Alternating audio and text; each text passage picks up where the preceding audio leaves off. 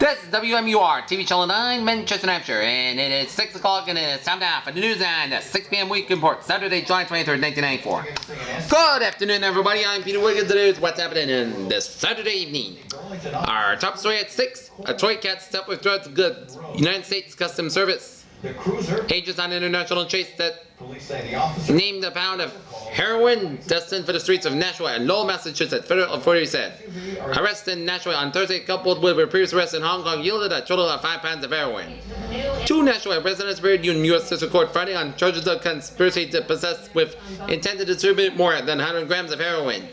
Shi Ming Cho of 5 Crest Drive and Melissa Zera 22 of 128 Ledge Street were arrested Thursday. They are being held without bail pending court hearings scheduled for Thursday. If convicted, each faces a minimum of 5 years in prison and a fine up to $2 million, authorities said. Agents intercepted a blue and white stuffed cat in Hong Kong and resembled a Japanese cartoon character named Ding Dong. They trucked its progress to the courtyard Marriott in Lowell. The toy, which contained a half pound of heroin in the 3 separate bags, was mailed to Z, who had checked into the room that was underage. Elias, according to a sworn affidavit from a U.S. Customs Special Agent that was obtained by the Telegraph in Nashua, as Z, who 40 days believed knew that she was under surveillance, did not make any attempt to retrieve the package from the hotel. In Merrimack, only hours after which a board engineer was mystery relieved his duties on town manager on Thursday afternoon, he and his wife showed up at a Chamber of Commerce social event at the Anheuser-Busch plant. The gathering had a Quentin Western theme and Borden wore a straw cowboy hat. Kelly Odway, a vice president of the Chamber of Commerce, said Borden seemed in good spirits and gave no hint that anything was amiss. The actor just fine, she said. We chatted about the weather and how fun it was to have the Western motif. As town officials maintained a tight-lipped silence on Friday, Odway was about 1,000 residents and town employees interviewed. We acted with surprise and confusion at the news of Borden's apparent departure from its town manager's post. Selectman appointed executive assistant Patricia Blaisdell to the position of assistant town acting manager Thursday afternoon. 4,000 replaced an actor, the town manager. And there's a photo of racehorses that recommend Park in Salem to find some relief from the hot and humid weather as they get a breeze from fans placed by the stalls Friday and Sunday when you get rain weather. And we'll have the weather report in a couple of minutes here on News 9. In Milford, a Nashua man drowned in town quarters. A 33-year-old Nashua man drowned in a Queen Quarters late Friday afternoon in Milford, New Hampshire. After a 2.5-hour search on Friday night, police found Scott Watkins of 49.5 Barrow Street in Nashua at 7:30 p.m. in a fatal position at the bottom of this 50-foot deep quarry. Watkins, a former Navy SEAL, was about 65 feet from shore, who suffered from asthma. Members of the Milford squad worked on Watkins for about 15 minutes, administering CPR and started intervention plans before transporting him to the Milford Medical Center. He was pronounced dead at the medical center. Milford Police Chief Stephen Sexton said swimming in the quarters is prohibited. There are about 12 quarters in Milford, he said. They're off limits. Sexton said we are constantly kicking people out for safety reasons. Watkins is at the quarter located beyond Ashley Commons on Ashley Street with his girlfriend of 3 years, 28-year-old Chris Maleka, the couple's 2-year-old daughter Elizabeth, a neighbor, Lisa Perry, and Perry's 2 children. We're here to cool off, relax, and celebrate my 4-month-old daughter getting out of the hospital, Perry said. They've been swimming about 45 minutes before the accident occurred, Maleka said. Maleka was on the shore watching the children. The Perry was the first to swim across the quarter and back, and while she waited on the rock, Watkins started swimming. Lyson in the ear started screaming for someone to help him. Maleka swim, I can't swim good and I'm not real strong, I don't know what to do. Perry was legally blind and swam toward Watkins at one point. He held on to her, pulled her down, but he let go and went under the water, Perry said. In Washington, President Clinton blessed an effort to rewrite his health reform plan in Congress on Friday. House Speaker Thomas Foley forecasted a slight possible delay in its universal coverage of beyond the administration targeted in 1998. Foley offered no further prediction as officials in both houses have said most key decisions are still to be made. The Democratic leaders hope to devise election year regulation that it's legislation that can satisfy Clinton's goals and still command a majority in the Congress. Votes are expected in both the House and the Senate within 3 weeks. On the most. This is how 120 CEOs Felicia Thornton and James Gooch. He says he's Foley of Washington said that the bill the Democratic leadership predicted. Greenbelt, Maryland. They veteran of the Jupiter are trained by comet fragments impressed on the Earth of adolescence. Yes, comets do hit planets, and when they do, they can be a great devastation. Eugene Shoemaker, co-discoverer of the comet that sent at least 21 mountain-sized fragments smashed into Jupiter, said Friday the week-long bombardment of the giant planet has been awakening many people to the fact that the universe can be a very dangerous place. It has been very hard to convey to the public at large and the members of the Congress that impacts of comments are serious, and they really do happen. Said to make a U.S. Geological Survey scientists who have studied comments for more than. In Washington, the Clinton administration stepped up its role, Thursday in aiding refugees streaming out of war, including increased airlift and supplies to combat an alarming new epidemic of cholera. President Clinton, according to the relief, called the tens of thousands of sick and dying in refugee camps a human catastrophe. The package includes about $41.5 million, with about $35 million announced early this weekend to $109 million doled out earlier. In Charleston, South Carolina, a federal judge ordered an end to the 151 years of military education of all male at the Citadel on Friday, instructing the college to admit Shannon Faulkner in the fall as a cadet. But he gave the school another year to decide how to accommodate other women. I never doubted that one day I wouldn't win, said Faulkner, who has sued the state-supported school for sex discrimination. I was told I would never enter the Citadel's gates. Now I've entered them and I'm very happy. Yes, this is Judge C. Weston declared that Citadel's refusal to admit Faulkner had become a sex violator rights under the Equal Protection Clause of the 14th Amendment. But he said that the school had come up with a fall 1995 to come up with a plan to provide a similar education for other women who may apply. No other women in Alaska that they visited of the Corps of Cadets, and with the new school year only a few weeks away, the Citadel could only not be expected to do not process an application for admission this year. The school said it would ask the 4th U.S. Circuit Court of Appeals to keep the order from taking effect until the Citadel's appeal can be heard. We believe an institution as venerable as ours should not be required to transform itself by being forced to become co-educational until after the United States Supreme Court has ruled on an amendment. This issue is significant, said school president Claudius Watts III. The Citadel has said it would be developed in some sort of separate but parallel men's training program similar to the one proposed by the Virginia Military Institute of Mary Baldwin College, a women's school so VMI could remain all male. It is willing to judge did not indicate what kind of women's program would be acceptable. Faulkner, 19, applied to our Citadel last year, having her high school guidance council delete references on her sex on her transcript. The college accepted her and then rejected her after learning that she is woman. Faulkner sued. She attended the classes since January under an order from Hawk until the case was decided, but she was not allowed to wear uniform match with the cadets or live on campus.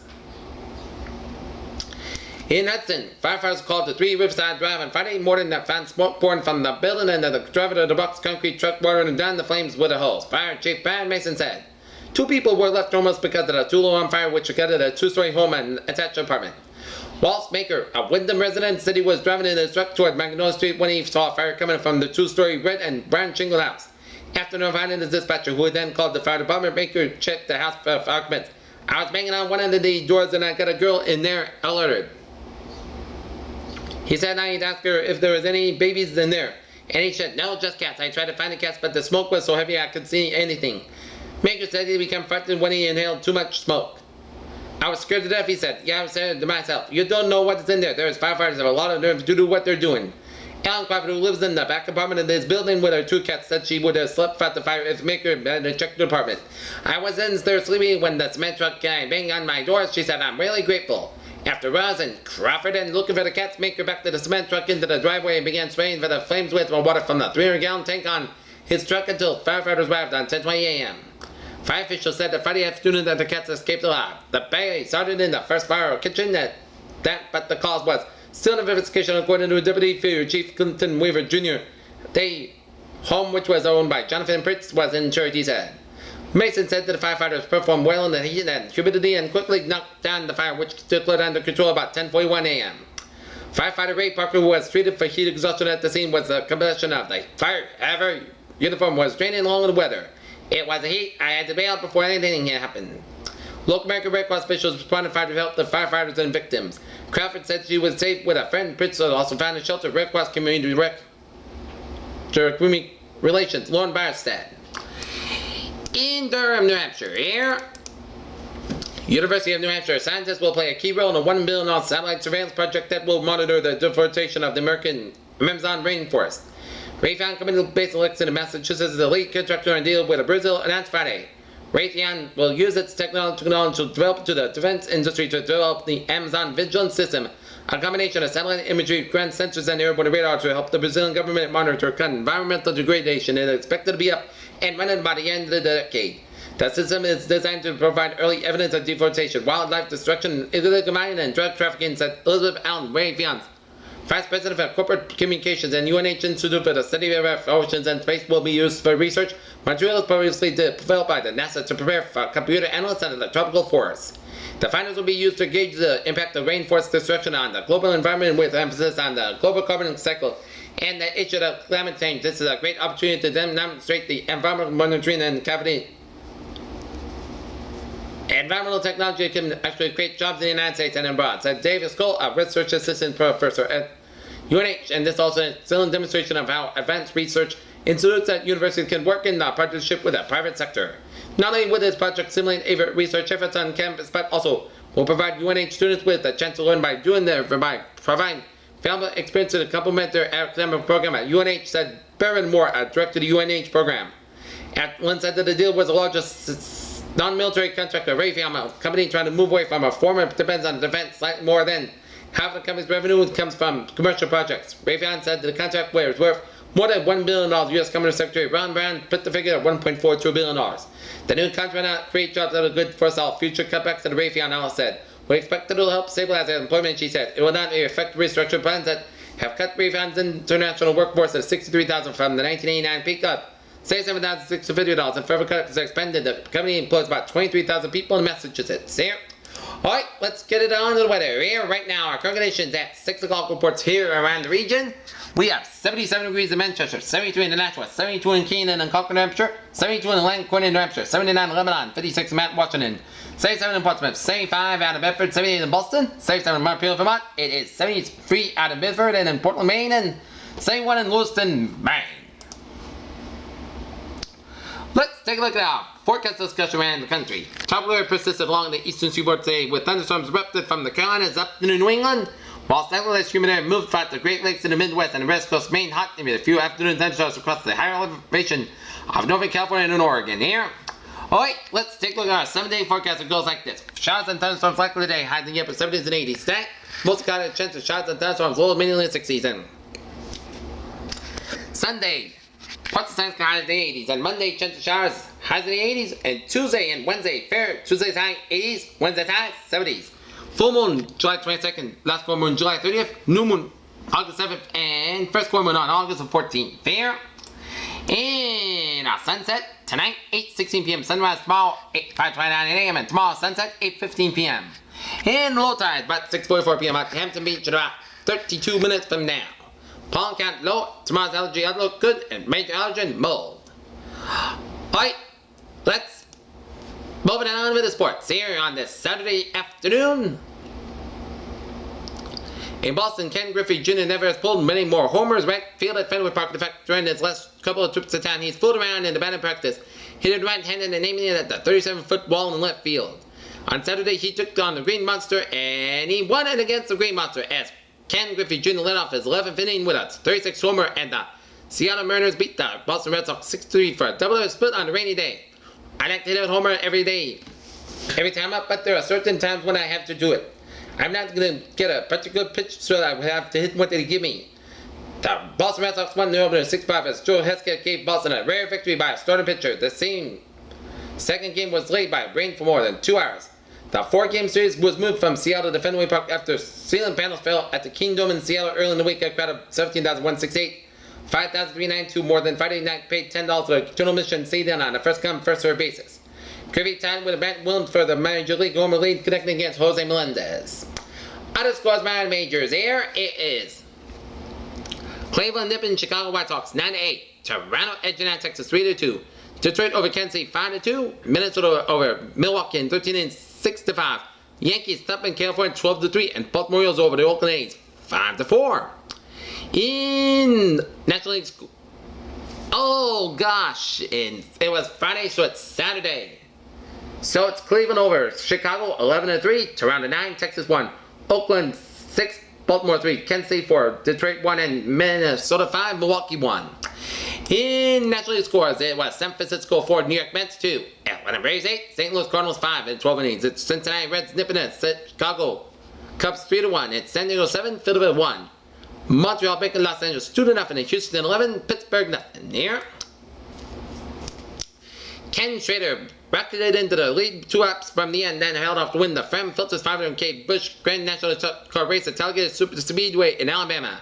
Sterling Marlin led the closest thing to a dominating car in a race that led 30 lead changes among 42 drivers, and 117 laps was at the front of a pack of 15 cars. According down the backstretch in lap number 116, as Marlin's Chevrolet neared the turn straighter, and Terry Labonte, also an Illumina, hooked up in the draft to move past Marlin on the low side of the track. Dale Earnhardt, yet another Chevy, also got past to grab third with a lap to go in a 2.66 mile oval. Schrader was able to hold off Labonte by 0.006 seconds less than a car length, with Earnhardt the defending race winner third, Marlin fourth, and pole starter Jeff Purvis fifth in a scramble leading into the 500-kilometer 312-mile event. Schrader picked up the second Grand National victory in the first since September 16, 1989 at Dover, Delaware, averaging an event record about 167.472 miles. In top seeded, Stevie Graf won the 2 matches in the contrast styles and on different services to reach the finals of Pathmark Tennis Classic in Mahwah, New Jersey. The world #1 cruised to a 6-2, 6-1 victory over the Manuel Maleva Fugner in a rain-delayed semifinal after having survived a 7-6, 7-1, 7-6, 8-6 completion of a quarterfinal match over the #7 Pam Shriver. Later, Raymond ended Nino Lorschibli's string of upsets in the event with a 6-2, 6-3 semifinal victory. Against the 5th-seeded Maleva Fugner, Graf ran up 6 straight games for a 6-2, 3-0 lead, and Rain then halted play, and the match was eventually finished at a nearby indoor facility. In golf and late going on Michigan U.S. Women's Open, Patty Senior, 1-stroke lead, British Senior Open, Tom Waters, your winner, 2 strokes of Bob Charles, and in New England Classic in Sutton, Massachusetts, Frank Quinn, 2-stroke leader with Steve Scotch. In Hanover, those who have witnessed both on Saturday's matches of the 20th Annual Lions Twin States Soccer Cup got to see both ends of the spectrum.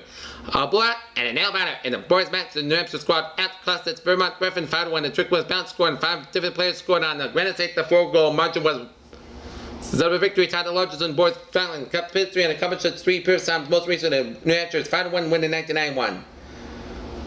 Both local participants, Alex Wilson of Southegan, one assist, and Reggie Jewett Nashville started and contributed strongly to the win. In Lions Cup history, the New Hampshire boys led the series 11-6-3. In the day's first match, the girls from the Green Mountain State squeaked by the New Hampshire squad, won another goal in the 86th minute by co-captain Jennifer Balfour of the North Country Union High School, Newport. Merrimack's Linda Corvo came out on the bench and shined the brightest among local players. Fought the high school teammate Cara Pardas of Pinkerton Academy, and Paul Dudley and Hannah Plaza of Nashua's Jessica Dufour started. New Hampshire started the girls' series 8-3-1 since the series started in 1983. New Hampshire boys in their aggressiveness and spirit hastened to take early control of the match. Free agent Dominique Wilkins, the 9th leading scorer in NBA history, agreed to a 3-year contract with the Boston Celtics on Friday. It feels great. Wilkins said from Chicago, who is practicing with the Dream Team who will represent the United States to the World Cup Championships in Toronto next month. Just a traditional day, you get ready to play. I love playing in the Boston Garden, and I'll be playing there all the time. Celtic President Ray Abbott confirmed the deal, finding that there's no sense keeping it a secret because it's out. Abbott said Emil Carr and Jen Volk went out there Friday and finished it off. Carr hired by the Celtics head of basketball operations last month, and Volk and his assistant when I met with Wilkins on Friday in Chicago. He knows what it takes to put its good talent together. They showed together. Interests me a while. It didn't just happen overnight. We've been moving right along. Wilkins 34 was traded in February to the Los Angeles Clippers by the Atlanta Hawks for forward Danny Manning. He made $3.5 million last season, and because of an unrestricted free agent on July 1st. I had a great year despite the senseless trade. I had a great year. I'm feeling good as I felt my career. Now I think that I'll end my career with the Celtics. I'm happy to be there and looking forward to doing the best I can for the people there. The last offer from the Clippers to resign him at a $7.5 million deal over the 3 years with an $800,000 bonus for making the players offs. No details were available on the Celtics deal except for 3 years. Auerbach said Wilkins has plenty of offer. The Celtics who had missed the playoffs last season with a 32-50 record first time since 1979. Here's a pro. He takes care of himself. He doesn't drink. He doesn't smoke. He's in the net. You're going to take care of his body, muscle, and all that stuff. I think the main things about people now realize we're saying we're rebuilding. We're rebuilding. We're going after one piece at a time. We got some sharp things to do. We got some done yet. Since taking over the Dave Gavitt as head of basketball operations, Carr main center Eric Montross of North Carolina, the team's top draft pick.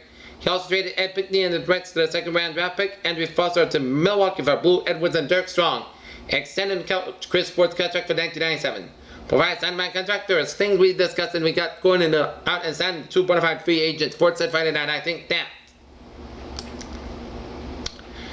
In center midfield renown has Ricky center Joe Birching himself out for the New England Patriots, and around the New England Patriots spring college training camp, and correspondents want to know. After reporting the camp on July 15, too out of shape to complete the Patriots condition drills in required time, Birch finally got in practice Friday field. On Friday. The third round draft choice from Texas 7 practice with his new team again on Saturday, but can make up for the breakout that tonight can't be lost. Hayes led his opportunity to slip a little. Coach Bill Parle said, "Why don't you let other guys in your spot? You know that Wally Pipp story. Pipp was an infamous New York Yankee first baseman who, after sitting out of the game, never could reclaim his spot, losing a guy named the name of Lou Gehrig.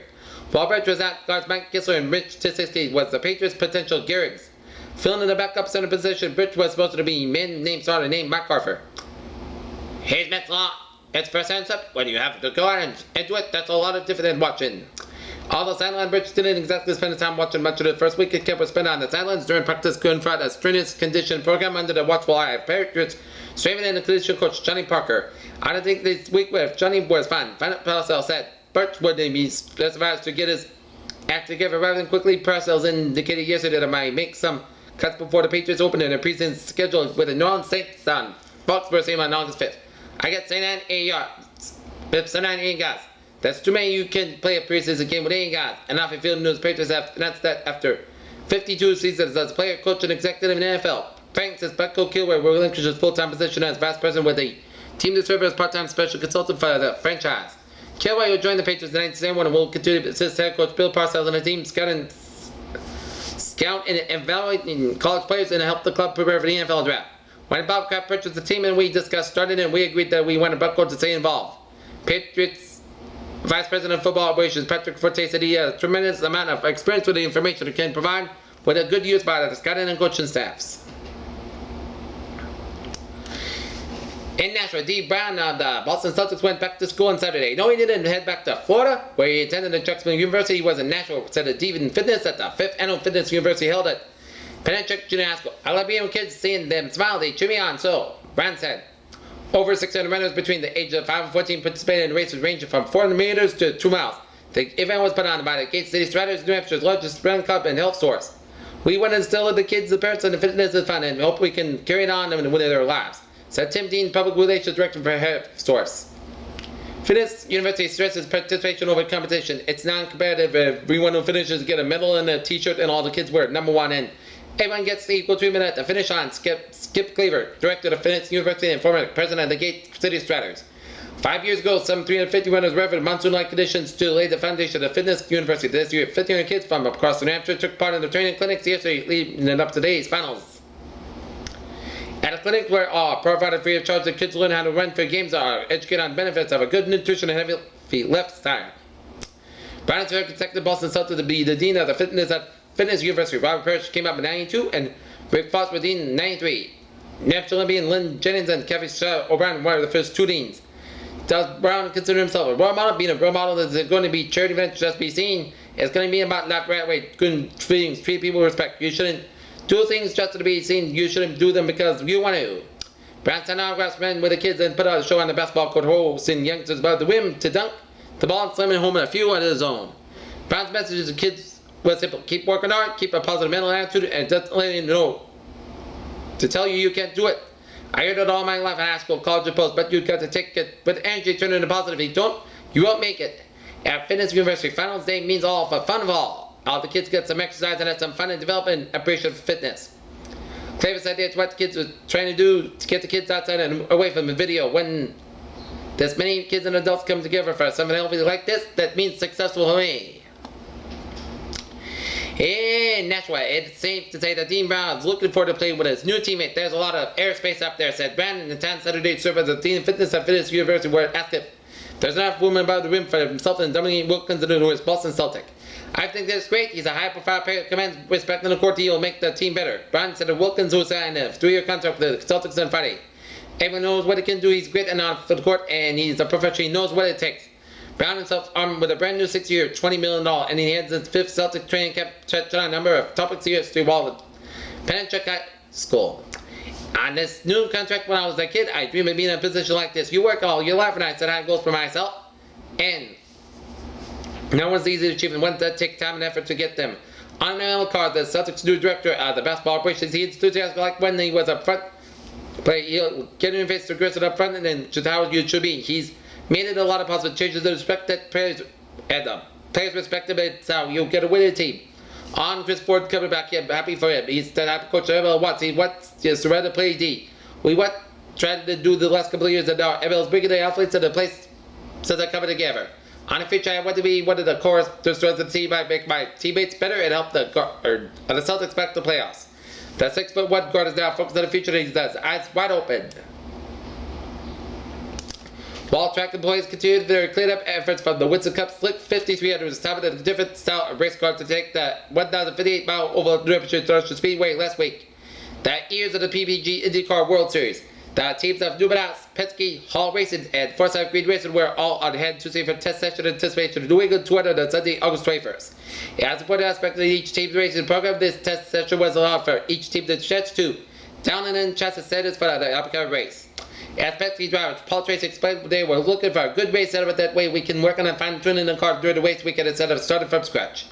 Extension work was done to the traffic surface, said the NHS prior to the test session due to having to heavy rinse the cup could cause weakness on the asphalt during the race, and Tracy seemed satisfied with the result. It seems like the track crew has done a good job. He said, a little slippery, but it feels good. And the more cars bring it on, the more rubber there was laid, it will get better. Both Hall Racing driver Ted Fabi and Forsyth Green pilot Chuck Spilder confirmed that surface felt a little slick, but for Fabi at least, it didn't seem to bother him. I like to come here, said the Italian veteran said. After on tournament solution to the asphalt problems, one aggressive concrete suggestion brought strong reaction from both Tracy and Fabi. Concrete for our cars would be a lot worse. It's rubber surface and much tougher to race on. Tracy and Fabi explained that the transition from asphalt to concrete is difficult for drivers to deal with and therefore dangerous. No concrete, he said, and that is coming in for the News 9 on this July 23rd, 1994. Peter was a bit of a good evening. Coming next will be ABC World News Sunday. See you at 11. Have a good evening.